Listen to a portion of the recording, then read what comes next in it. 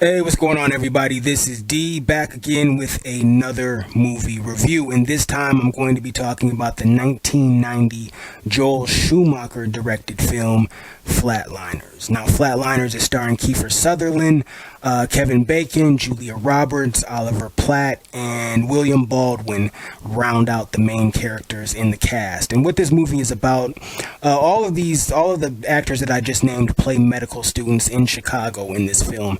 And Nelson is kind of the main, I guess you would say, protagonist in this situation. Nelson wants to essentially experiment with his vital signs. He wants to get close enough to or directly achieve technical medical definition of death, but be resuscitated before it gets, I guess, completely permanent, or before he gets too far gone to where he can't be brought back. The reason being for this is he wants to see if there's anything, what if anything is on the other side, what if anything is in the afterlife. Everybody has so many questions, and it's really the answer to that question is essentially you gotta pay the ultimate price to find out the answer to that question. And so what he's really trying to do is answer that question without truly paying the ultimate price, because he wants to experience death but be brought back before he has to truly permanently deal with the consequences. And so he's the first out the gate to want to do this, and he convinces rather easily, I might add, which is something I'll talk about in a minute, but he rather easily convinces his other fellow medical students to, or a few of his other fellow medical students, to help him and to go along with this experimentation. It's something that they do in secrecy after dark in a non-disclosed area. This is obviously an unsanctioned experiment that they're trying to do here. So and eventually, all except for Oliver Platt, his character of Randy, he doesn't go through with this experiment. He continues to help them and give them assistance along the way, but he never actually gets injected and goes through with the whole act of essentially dying and coming back or whatever. He never does that. But the other four, they all at some point or another go through with it, and some of them do it multiple times actually. And the results of doing these kind of experiments with their vital signs is they start to be kind of haunted by things from their past, demons from their past, things that they either did wrong and felt guilty about, or things that they thought they did wrong and as a result felt guilty about that. Those things start to come back and start to essentially haunt them. Two of the characters, David and Nelson, are haunted by their own kind of activities engaging in bullying back when they were kids. One of them, Nelson, his bullying, along with a few other kids, inadvertently led to the death of a young boy, and so that young boy starts to appear to adult medical student Nelson, starts to appear to him, and starts to become very aggressive and malevolent towards him, and violent and whatnot, and just essentially start to kind of haunt Nelson and torment him. Likewise with David, he starts to see visions of a young girl that he bullied and picked on a little bit back when he was a young kid.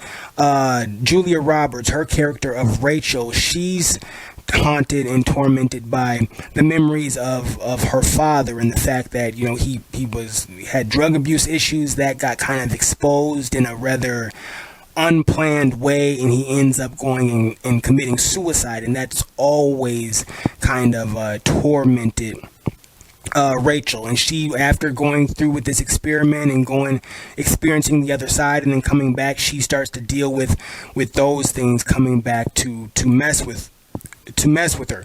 William Baldwin, his character of Joe has been engaging in some pretty devious deeds with just multiple women in his life, where he's been, I guess, spoiler alert, he's been secretly videotaping his sexual encounters with them, unbeknownst to them, of course, which is what makes it such a devious situation. And so he starts to be haunted by visions reminding him of his devious acts, and he's in engagement. He has a fiance that he actually does want to stay with. Even though he does what he does genuinely care about his fiance and that relationship, and he wants to maintain that. And his past deeds start to really come back to haunt him, and eventually start to kind of cost him his relationship. So that's where we're at with this movie. All of these characters have to deal with issues from the past as a result of them playing with the afterlife, experiencing the afterlife. So kind of it was long-winded, but still a simplified explanation of everything that's going on here. There's different subplots, a few relationship type things going on, possible relationships and whatnot. But that's kind of the simplified yet long-winded description of the plot. So, focus checking again. What I thought about the movie. I like this quite a bit, actually. I found it very interesting. This is a movie that I've always been aware of it just in terms of the title, but never really paid attention to what it was truly actually about. And what actually sparked me to give this movie a watch. A while back, I was either reading or watching something that was discussing Batman movies. And they started to talk about Joel Schumacher, and they said something along the lines of if you look at Joel Schumacher's work on Flatliners, it's clear to see why he was tapped to direct some Batman movies, because of his ability to shoot and convey dark atmospheric frames and moody kind of dark visuals, dynamic visuals and whatnot. And that kind of description, you probably don't know how I am, but if you don't know how I am, I like atmosphere and lights and that kind of moody vibe and look and whatnot. So that description, of course, sparked me to be like, okay, let me maybe check out Flatliners, because this sounds like it might be something that I might be into. So that's what sparked me to watch the movie. And I gotta say, the movie really did deliver on what that just little paragraph in that Batman movie article said, what it mentioned regarding Flatliners, watching Flatliners. I'm like, yeah, if I was a studio that wanted to make a Batman movie in the mid-90s and I was looking for a director to helm it, if Flatliners was going to be my kind of the resume that I was going to use for Joel Schumacher to decide whether I should pick him or not, I could understand why they picked Joel Schumacher, just in terms of Flatliners, how that movie comes across on camera and whatnot. There's some really good visuals and just kind of moody shots and whatnot. So I get it there, and the movie delivered in that regard. Also, the cast this. I was kind of surprised about the cast, because it feels and seems like a pretty star-studded cast, particularly for the time that it was. I mean, 1990, if I remember correctly, Tremors came out in 1990 as well. So Kevin Bacon was, very, very busy and very visible that year. Julia Roberts, you can just tell just watching this that she's, this is very young Julia Roberts. I don't remember when Pretty Woman came out, what year that came out. For some reason, 87 is sticking out in my head, but also early 90s is sticking out in my head. So I'm not really quite sure if Flatliners Julia Roberts is post Pretty Woman or pre Pretty Woman, but just she's clearly very young in this, and she's also playing a role that I haven't really seen her play this type of role before that I can remember. So it was very interesting, and it was kind of likewise situation with Kevin Bacon, where he was kind of playing a character that I hadn't really seen him play this type of character before. This was a more this probably doesn't sound right, because Kevin Bacon was a good dude in Tremors as well. So this isn't this. I'm about to say something, even though I actually know it's kind of inaccurate, but the energy behind it is sincere. His character in Flatliners was one of the more righteous characters that I've seen Kevin Bacon play in a movie, so it was just kind of it was an interesting kind of thing watching him play this kind of no crookedness to him really at all. He actually might be the most kind of virtuous or principled out of all of the people involved in this cast. Maybe even more so than Julia Roberts' character to some degree, because she has a little bit of Kiefer Sutherland of Nelson in her as well, because she's kind of very competitive and very kind of she wants to really push the limits to a degree as well, almost just as much as Nelson does. And Kevin Bacon, his character David, is a little more like measured, where he's like, okay, I want to do certain things and I'm willing to take risk and things like that, but I'm also not stupid, and I understand kind of principles and maybe possibly morals and those type of things. So it was interesting seeing Kevin Bacon play a character in that kind of vein, because even like Footloose, you could say in Footloose that character was a good, decent guy that wasn't in true life judgment. There wasn't really anything truly bad about Kevin Bacon's character in Footloose, but that character was presented as a kind of a rebel of sorts and a troublemaker of sorts. Like within the framework of the movie, he was kind of a rebel, kind of a rowdy kid supposedly, or whatever.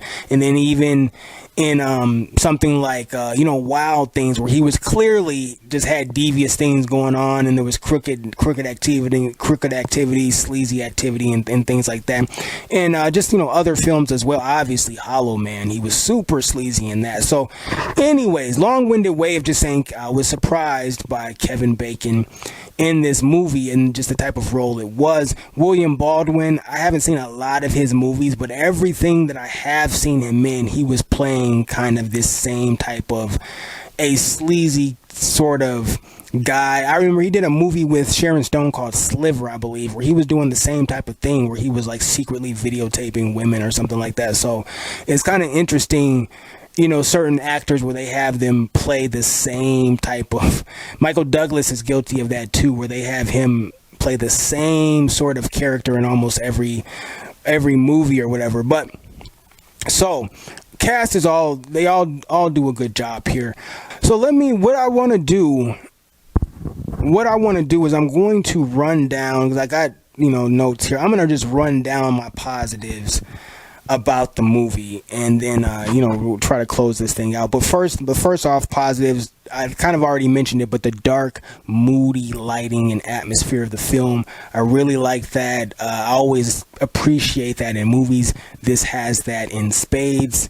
Also, I felt just the concept in general was very interesting. Like I don't really recall ever seeing a movie with this type of concept. There's been plenty of movies that have talked about kind of the afterlife in general, but just the way this movie went about it, I'm not sure how unique it actually is, because I haven't seen it done before doesn't mean it hasn't been done before. So I gotta always throw that out there. But just in terms of what I've seen, this was a unique concept. It was creative. I thought it was interesting, and it was something that, along with having the moody kind of cosmetic aesthetic elements, it also made you think. There was depending on how much your mind wanders, there was some deep kind of thought and just reflection to be had with the film if you really wanted to kind of get creative with where your mind went. So it was effective on a kind of popcorn candy level, but also effective on a just thought-provoking level as well.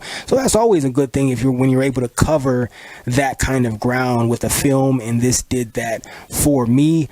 Some more positives about this: the surreal, dreamlike nature of the film, and at times nightmare-like nature of the film. I enjoyed that. That's always an interesting thing in movies, when you have that type of energy, this kind of this place where reality kind of blends in with another realm, a fantasy type world that's kind of it appears like reality but doesn't quite feel like reality. There's just a few little things that are kind of off. And this movie has that. One of the things that really provides that feeling for me is these are 5 medical students, and there is a little bit of a hinting at repercussions and the presence of authority and getting in trouble and things like that, but not enough to really kind of feel like these medical students are in any kind of actual risk of actually kind of, you know, losing their scholarships or whatever the case may be, getting kicked out of school or whatever the situation, the legalities. I mean, they're literally playing with life and death here. So there's clearly some laws that are being broken here, and they do kind of verbally hint at some of those things and even directly mention some of those things. But just the way the movie plays out, you don't really feel like any kind of like, you don't feel like authorities are near, like they're in danger of getting in trouble. They're the only real danger you might feel like they might be flirting with is obviously death, but you don't really feel like real world consequences outside of death. Of course, you don't really feel like real world societal consequences are coming for them. In this movie, there's a bit of this kind of surreal vibe as well, because there's at least one or two classroom scenes where there's a class going on, and it's just very kind of dark and dim in the classroom, and it feels like it's just this kind of, yeah, it's a very surreal, I'm gonna wear the word out, surreal. It's a very surreal, just like not quite reality, but clearly is reality type atmosphere to the movie. At one point, Kiefer Sutherland goes home to his you know, his house or whatever, his place, and the lighting in his place is very, like, it's very cool. Like, I like it. You know, I clearly, you know, like to mess around with the LED lights and things like that. So on a certain level, it wasn't like weird or abnormal to me to have that kind of lighting in your home, but it felt kind of like within a movie, it was just, there was no explanation for it. It just was just kind of there, and it felt like it wasn't a decor choice by Nelson, Kiefer Sutherland's character. It didn't feel like it was a decor choice done by Nelson. It felt like it was just the world that the movie was taking place in was just creating this atmosphere and this lighting and whatnot. It didn't feel like the character himself thought, yeah, it'd be a cool idea to fix LEDs up in my apartment and or his townhome or whatever. I don't know if it was a condo or what that his house was, his place was, but so the movie really has that going for it, is that kind of surreal, dream-like nature, and most of the time I enjoy that in movies because I like that in general. Sometimes I try to create that just within my own kind of life and surroundings in a way. I like that kind of energy with things, and this movie has that. Also, this movie, as I was watching the movie, and then certainly once the movie was over and I started to kind of reflect on the movie, I was trying to decide, does this movie qualify as a horror film? And I will say, I have yet to actually look into what other people think about it. So I am very curious, and usually it's surprising that I haven't did a search on this, because usually I can't resist the urge to look up certain things once I get curious about it. But, you know, I don't know how the public views Flatliners, if they think of it as a horror movie or if it's acceptable as a horror movie. But as I was watching the movie, and once it was over, I was kind of like, this kind of it's not scary at all, but it is it has heavy horror elements. At the very least, it has heavy psychological horror elements. And I thought more and more about it, and I thought how if In the Mouth of Madness, if that movie qualifies as a horror film, then for me, Flatliners has to qualify as a horror film as well. Because obviously the plots are different, the kind of the nature of the threats are kind of different, but there are a lot of similarities in terms of just energy, suspense, visuals, and to a certain degree, just on from an aesthetic perspective, Flatliners is definitely, to me, darker than In the Mouth of Madness. I mean, at the very least, In the Mouth of Madness has a lot of daytime sequences, really. A lot of daytime sequences compared to Flatliners, which is pretty much all nighttime stuff, and even the daytime stuff is very like subdued lighting. You know, it's not this kind of bright, sunshiny, sun is high in the sky type lighting. And In the Mouth of Madness actually has some high sun in the sky, daytime, happy lighting and whatnot. So yeah, for me, Flatliners does qualify as horror. Probably maybe more so a hybrid type horror, where you could say thriller / psychological horror. That to me might be the best, most fitting kind of description, even though it is, it's a lot, sometimes that the kind of, it sounds a little pretentious when you start to have all these using all these words to describe a genre. The movie fits into 3 different genres seemingly, but yeah, so there's that. Something else that came to mind regarding the film was it reminded me a lot of Dark City.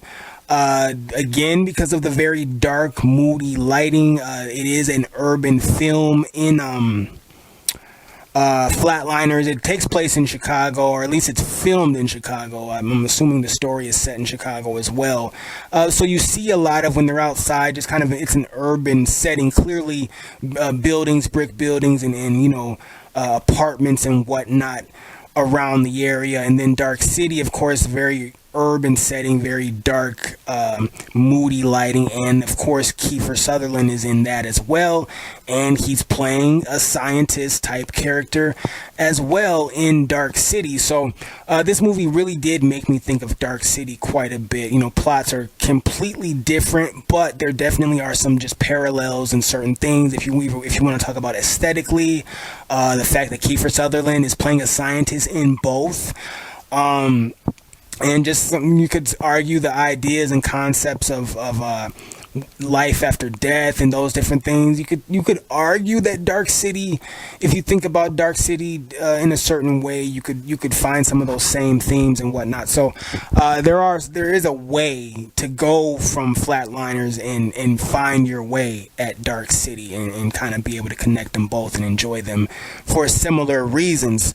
All right, also too, what I will mention is, for whatever reason, when I pressed play on this film and started watching, I was going into this movie for some reason assuming it was PG-13, and I'm not quite sure why I had that assumption, because I don't actually recall ever seeing it be listed as PG-13 anywhere.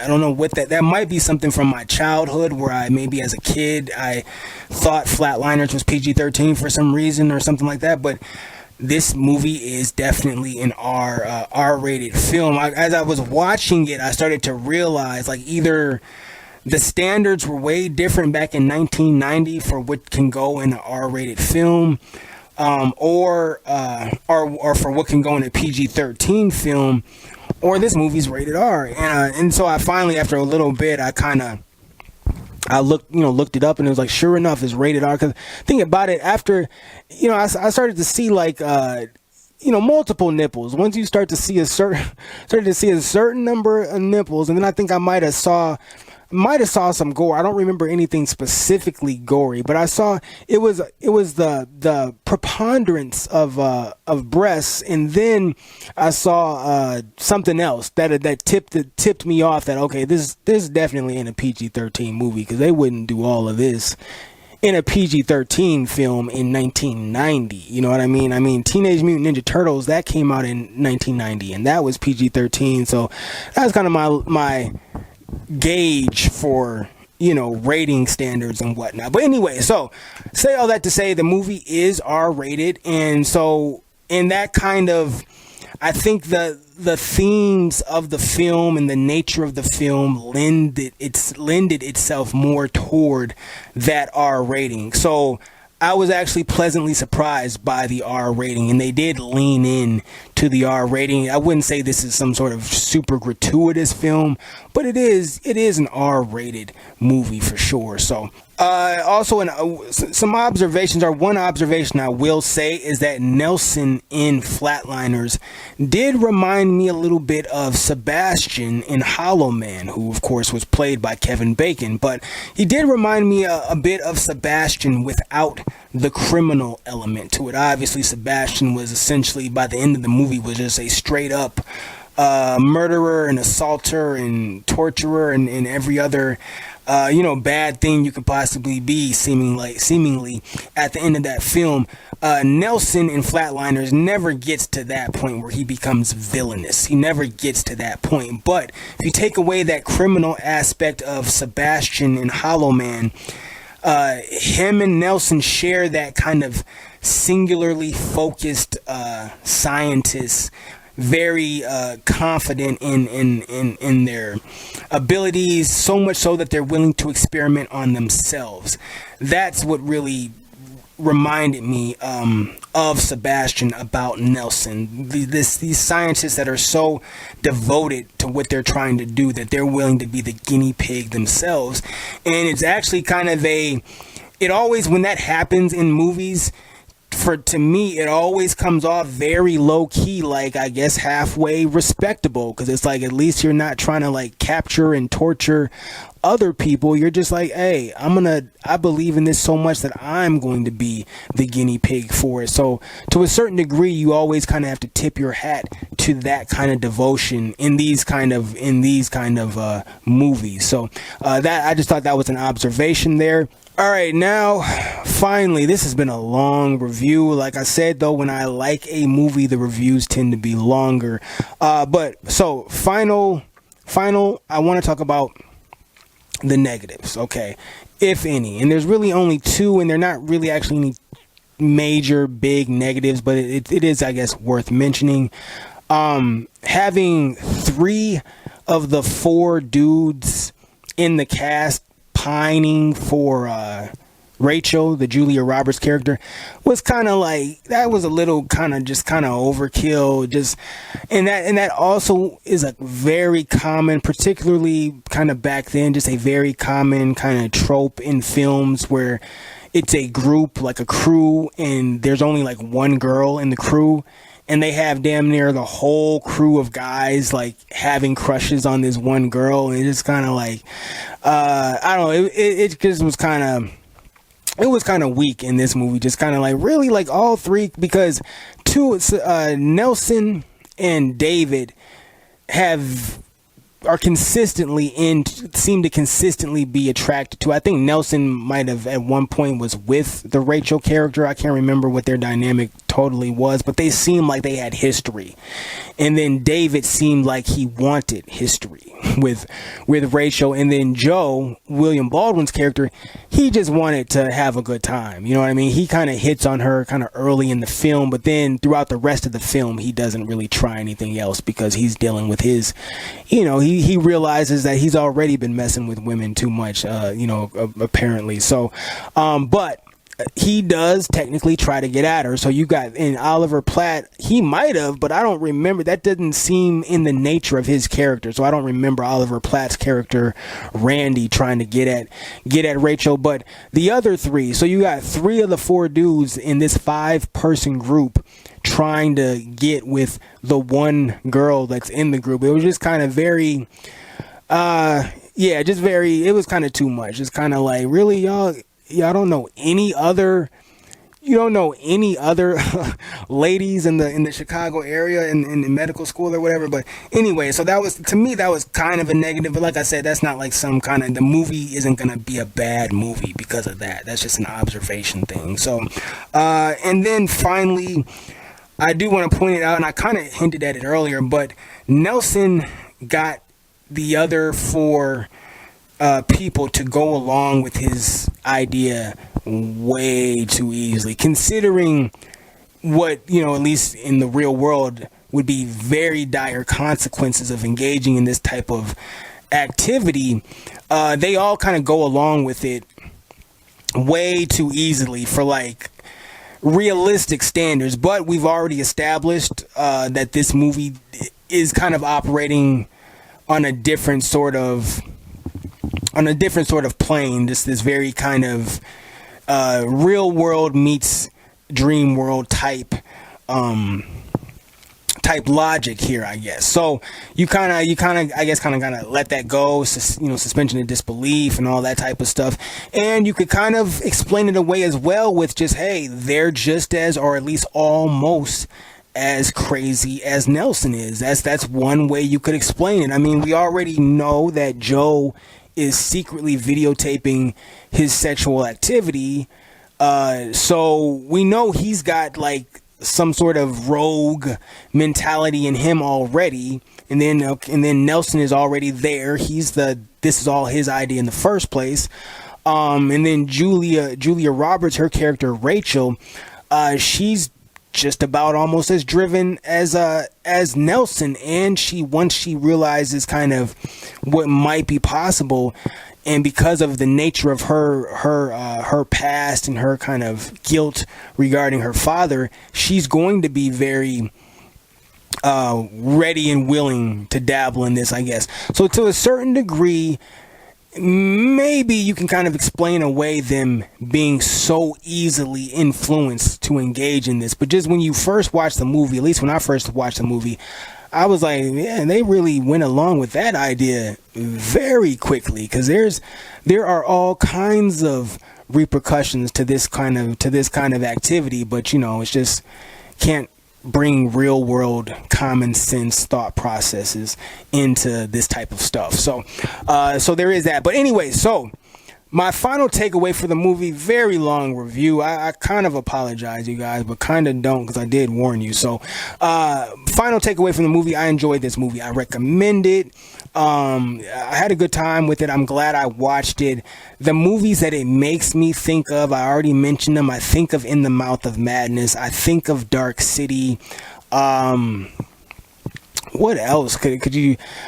I was almost said Mulholland Drive, but then I might hold back on that. The reason I was about to say Mulholland Drive is just because Mulholland Drive does have that very, very dreamlike, otherworldly, surreal energy to it as well. That surreal, dreamlike, mixed with nightmare-like energy. So, maybe Mulholland Drive, but I don't want to, maybe I won't go that far, but that could possibly be something that's similar. So that is it. All I can really say is I do recommend Flatliners if you're a fan of the dark, moody atmosphere type things. If you like psychological horror and thrillers and things like that, movies that question the afterlife and deals with life after death and just thoughts of life and whatnot after death, then this could probably be something that you'd be able to find interesting. So that is it, you guys. As always, more reviews, more videos. Like, comment, subscribe, check out the links, all the different videos, and just content. I guess that's the word of the decade. I think content, right? So thank you for watching. I will catch you on the next go round.